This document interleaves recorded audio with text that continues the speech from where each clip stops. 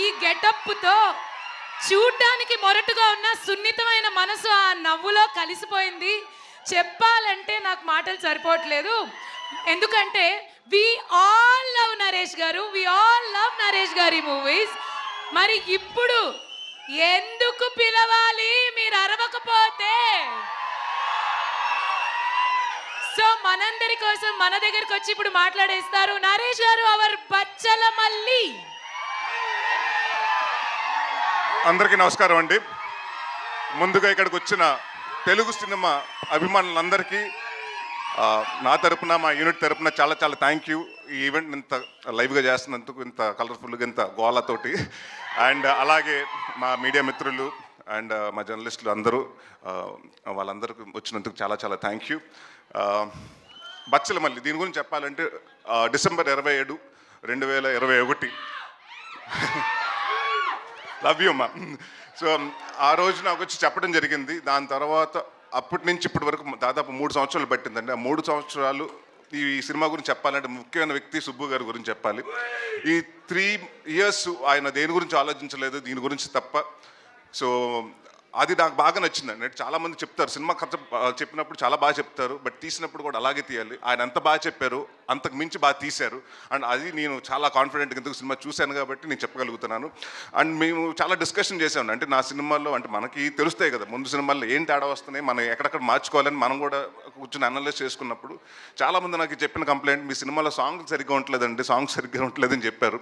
So మీ ఇద్దరు first కూర్చుని అదే ఏమంటే చాలా రోజుల తర్వాత మనం వస్తున్నాం, ఒక సాంగ్స్ బాగుండాలండి, ముందు సాంగ్స్ ఇంపాక్ట్ చేయాలి. This is been the complaint I been hearing. అంటే ఆయన విశాల్ గారు దాదాపు 6 నెలల ముందు నుంచే, సినిమా స్టార్ట్ అవ్వకుండా 6 నెలల ముందు నుంచే కూర్చుని అన్ని సాంగ్స్ కంప్లీట్ చేశారు. సో ఆయనకి అలాగే విశాల్ చంద్రశేఖర్ గారికి చాలా చాలా థ్యాంక్ యూ.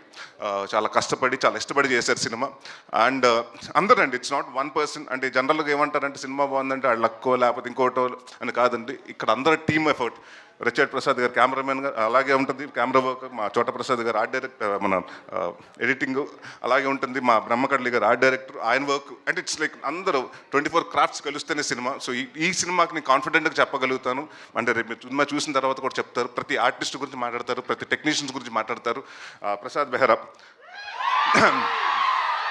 ఇంకా ఇలాగే నువ్వు ఇప్పుడు ఏ అరుపులు వస్తున్నాయో, నువ్వు స్క్రీన్ మీద వస్తుంటే థియేటర్లో రేపు ఇలాగ అరుపులు రావాలని కోరుకుంటున్నాను. And one of the finest actor అండి. అండ్ చాలా సటిల్గా చేస్తాడు, చాలా and one of the good writer also.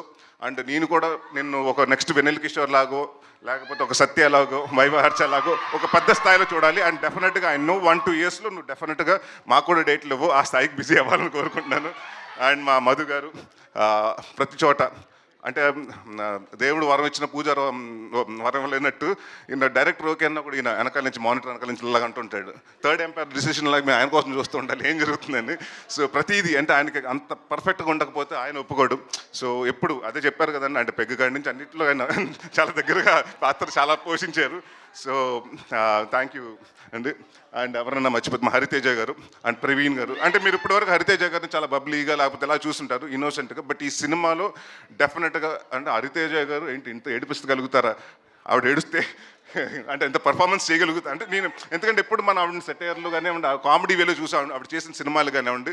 So ఈ సినిమాలో ప్రతి యాక్ట్ చేసిన అమృత గారు కానీ నుంచి ప్రతి ఒక్కరు, ప్రతి ఆర్టిస్ట్కి అందరికీ చాలా మంచి పేరు వస్తుందని. అండ్ డెఫినెట్గా ఇది నా కెరియర్లో కొన్ని సినిమాలు ఉంటాయి, గమ్యం లాగా, అలాంటి నాంది లాగా. సో నేను నాంది చేసినప్పుడు ఎంత హ్యాపీగా ఉన్నానో ఈ సినిమా అవుట్పుట్ చేసినప్పుడు అంతే హ్యాపీగా ఉన్నాను. అండ్ ఇంకొక విషయం చాలామంది క్లారిఫికేషన్ చెప్పాలండి. చాలామంది ఏంటంటే నేను ఓన్లీ సినిమా నరేష్ అన్నవాడు సీరియస్ సినిమాలే చేస్తున్నాడు, కామెడీ సినిమాలు చేయట్లేదని అనుకుంటున్నారు.